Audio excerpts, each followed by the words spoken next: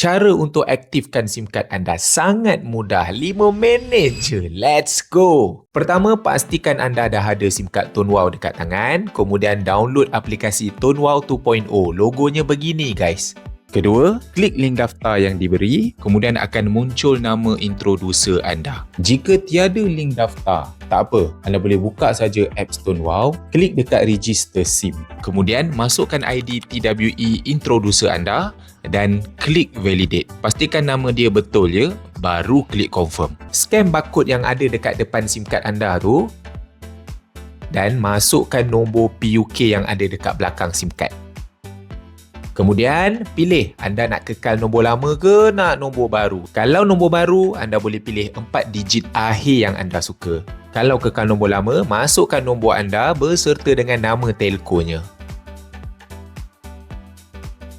Next, tangkap gambar IC anda, make sure jangan ada silau dan selfie untuk sahkan identiti anda. Dan yang terakhir, masukkan email, bangsa anda dan nombor yang untuk dihubungi in case.